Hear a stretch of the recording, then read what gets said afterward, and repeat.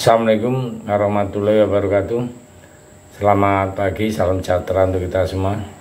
Salam merayu, salam untuk saudaraku semua yang ada di Indonesia maupun yang di luar negeri.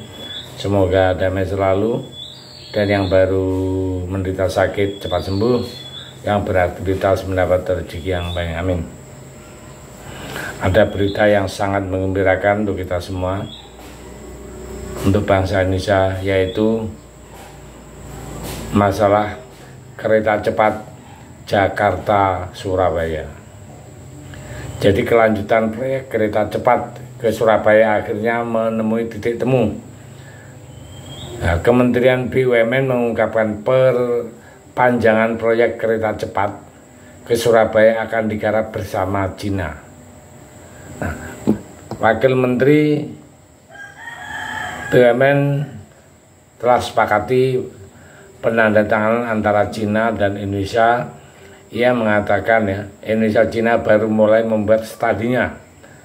Kemarin waktu pemerintah Indonesia ke Cina sudah ada penandatanganan kesepakatan untuk melakukan joint study atau studi bersama dengan Cina.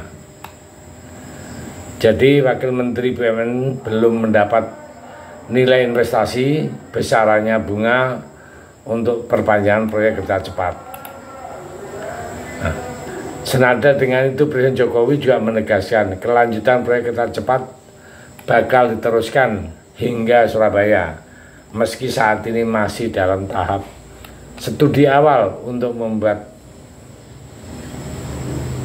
hal itu ya. Jadi Jokowi menjelaskan proyek ini bakal dilakukan studi dari pihak pemrakarsa, dari pihak pemerintah, melakukan studi hingga ditemukan angka kalkulasi yang sesuai. Setelah hitung-hitungan kalkulasi selesai, baru diputuskan kereta cepat dari Bandung ke Surabaya mungkin dalam 2 minggu. Oh, luar biasa kan? Nah, kemudian akan dilakukan studi kita sendiri ya. Selanjutnya setelah hitung-hitungan kalkulasi selesai, baru kita putuskan ya, untuk langkah selanjutnya. Nah, sedangkan Menteri Koordinator Bidang Kemaritiman dan Investasi Pak Luhut Panjaitan ya, juga mengungkapkan bahwa komitmen dengan Cina untuk proyek kereta cepat Jakarta-Surabaya itu yang dinyatakan bunganya yang ditawarkan Cina itu lebih murah dibandingkan dengan negara-negara lain, sehingga kita mengambil kesepakatan diambil dari Cina dengan alasan seperti itu. Nah, ia mengakui masih ada permasalahan dalam transportasi publik. Jadi pembebasan lahan itulah yang paling banyak menguras tenaga. Nah, tapi di dalam penyampaiannya, karena kita sudah ada pengalaman Jakarta-Bandung, dia pikir permasalahan itu sudah kita bisa mengatasi dan ada pengalaman. Dan ini adalah berita yang cukup bagus, karena kereta cepat itu adalah kereta yang sangat membanggakan Indonesia. Nah, di Asia Tenggara saja baru Indonesia yang punya. Jadi semacam kayak suatu surprise ya bagi bangsa Indonesia. Begitu juga Menteri Perhubungan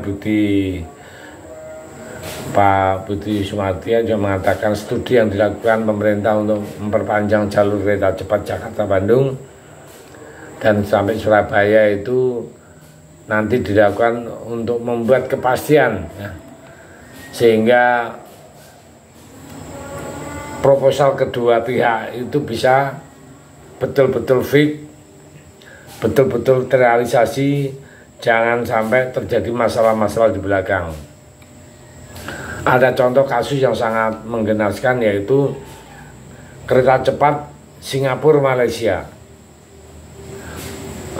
Kedua-duanya mungkin dengan perhitungan atau yang bagaimana yang salah, sampai sekarang kereta cepat nggak berjalan dan dibatalkan oleh kedua belah pihak. Kerugiannya ya lumayan banyak. Maka dari itu kita sangat hati-hati di dalam menjalankan kontrak-kontrak seperti ini. Walaupun kita sudah ada pengalaman, Jakarta Bandung sudah selesai. Tapi apa langkah baiknya, ya, hal ini betul-betul spesifik di dalam pembahasan yang sangat serius. Pak Budi Alasumati juga menjelaskan, jika nanti dari Surabaya, maka jarak antara Jakarta Surabaya itu bisa ditempuh dalam jangka 3,5 jam saja. Selain itu juga tidak menampik bahwa jalur efisien kereta cepat seharusnya lebih dari 500 km dengan berbagai macam rintangan ya yang sudah kita jalani, yaitu Jakarta Bandung itu banyak kendala dan akhirnya kan goal. Dari berpengalaman modal itulah optimisme Menteri Perhubungan itu berlandaskan ya, bukan omong kosong, tapi sudah ada pondasi-pondasi yang telah membuat Indonesia yakin bahwa Jakarta Bandung akan terrealisasi. Jadi kita sebagai bangsa Indonesia harus bangga ya, karena kian hari kian menunjukkan kelasnya ya, di kancah dunia luar. Dan perlu diketahui juga, kalau kita bicara kecepatan kereta cepat, ternyata kereta cepat yang ada sekarang Jakarta Bandung itu rupanya itu lebih tinggi lebih cepat dibandingkan yang ada di Amerika. Jadi seakan-akan kita Amerika, wah ternyata kereta cepatnya juga kecepatannya sekitar 200 km per jam. Kalau kita 350 km per jam, sangat membanggakan ya, luar biasa. Dan Amerika juga baru saja kok punya kereta cepat karena dia berorientasikan jalan tol. Hal inilah yang mendasari bahwa Indonesia akan berbicara banyak masalah teknologi, bukan hanya untuk dalam negeri, tapi juga untuk kita pasarkan di luar negeri. Kenapa? Karena untuk kereta cepat yang reguler, nama Indonesia sudah bagus. Kita sudah ekspor keluar beberapa negara ya, termasuk Filipina, Afrika, India, Bangladesh, luar biasa sudah ya. Jadi kalau ini sudah selesai jadi, kita bisa ekspor.